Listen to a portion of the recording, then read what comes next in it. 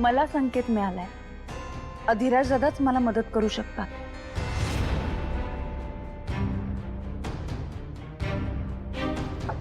नीलांबरी बहिणी, तुम्ही आहात का? मला दादांशी बोलायचंय.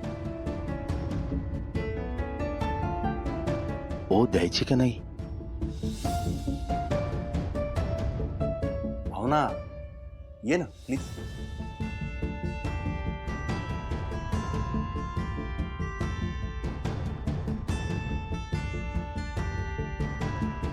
दादा, खरं तर आता हे सगळं बोलणं मला खूप जड जातंय, पण माझ्याकडे दुसरा पर्याय नाहीये. मला बोलावं लागेल. तुम्ही सुरुवातीपासून आम्हाला विरोध करत होता तेव्हा मला असं वाटलं होतं की त्यामागे तुमचा काहीतरी पर्सनल हेतू आहे.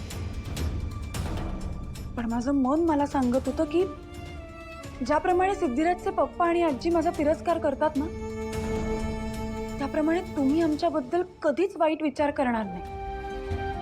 आणि मग जेव्हा सिद्धिराजनी कोर्टात स्वतःहून गुन्हा कबूल केला ना, तेव्हा मला कळलं.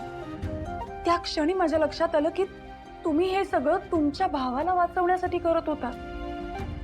हो ना? हे बघा, आता जे झालं ते झालं, पण आता सिद्धिराजना भेटण्यासाठी माझी किती तळमळ होती ते दिसतंय ना तुम्हाला. मग मला प्लीज एकदा सिद्धिराजना भेटायला घेऊन जा ना. माझ्यासाठी एवढं करा ना. मला खूप इच्छा आहे सिद्धिराजना भेटण्याची. प्लीज माझ्यासाठी एवढं करा ना दादा, प्लीज प्लीज. अरे काय चाललंय तीर भाऊजांचं गुळपीठ? हा,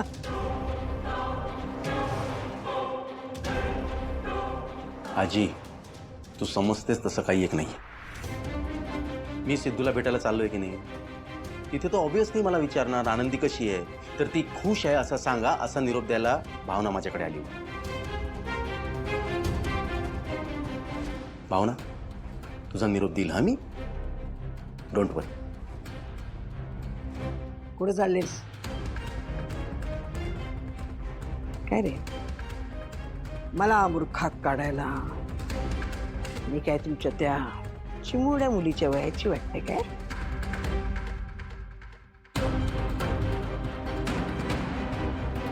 निलांबरे, ए निलांबरे. हा जी. नजर ठेव सिद्धूच्या मॅडमवर.